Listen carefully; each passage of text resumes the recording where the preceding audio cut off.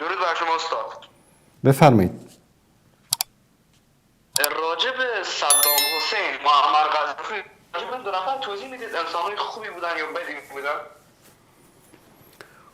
والا دیگه من عالم الغیب نیستم که انسان‌های خوبی بودن یا انسان‌های بدی بودن، اما یعنی امروز نوع حکومتشون اسلامی بوده یا نه؟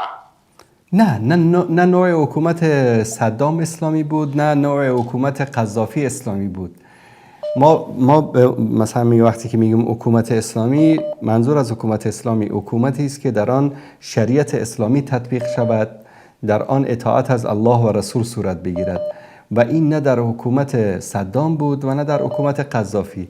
اصلا عبدالکریم قاسم و صدام اینا حزب بعث شاخه سنی رو به اصطلاح در عراق تأسیس کردن و حافظ الاسد پدر بشار الاسد شاخه به اصطلاح شیعه نصیری حزب بعث رو در سوریه تأسیس کردن و حزب بعث میدونید یک مؤسسینش میشل افلق و اینها اصلا یهودی بودن و یک چیزی شلغم شوربایی از سوسیالیستی و ناسیونالیستی و کمونیستی و اینها رو با هم قاطی کرده بودن به نام قومگرایی یا به اصطلاح ناسیونالیستی عرب.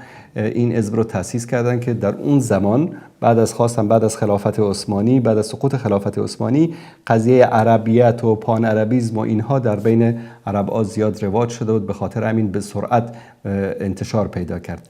بعد از اون در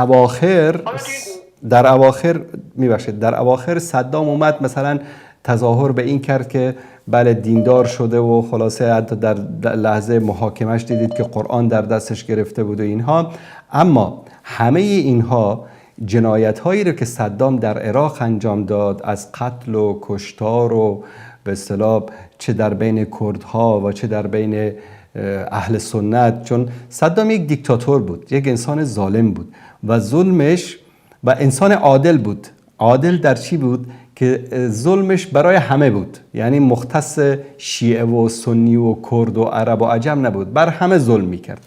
آره یعنی وضعیت اقتصادی مردم خیلی بهتر از امروز بود در عراق، وضعیت نظامی حکومت، وضعیت سیاسی، استقرار، امنیت در عراق خیلی بهتر از امروز بود. اگر امروز شما به یک عراقی بگین که صدام دوباره بیاد دوست داری یا که همین حکومت فعلی باشه، میگه که خدا پدر مادر صدام رو بیامرزه با وجود همه ظلمی که کرده بود.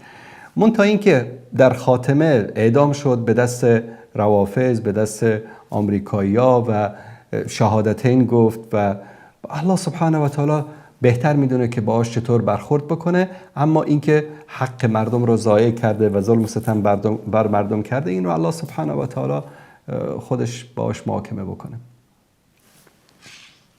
در مورد قذافی در مورد قذافی خدمتتون عرض بکنم، قذافی یک آدم دیوانه‌ای بود، البته دیوانه هوشیار میشه بهش گفت.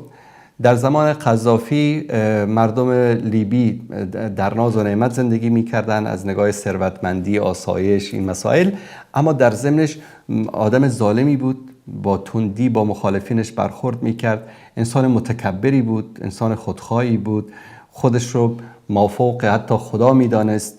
مثلا اومده بود در ریاض، کسی ازش پرسیده بود که نمیری عمره بکنی؟ و من دیوانه نیستم که دور برای اون قوطی سیاه بگردم، که منظورش خانه کعبه بود. یعنی یک سری کفریات و چرندیاتی هم داشت. یک کتابی داشت به نام کتاب سبز، بهش میگفتن کتاب الاخضر. این کتاب حیثیت قرآن رو داشت در لیبی. یعنی صبح شما وقتی تلویزیون لیبی رو شروع می‌کردید، برنامه‌ها با خواندن یک صفحه دو صفحه از کتاب سبز معمر القذافی شروع می‌شد و عاقبتش هم دیدیم که چی شد.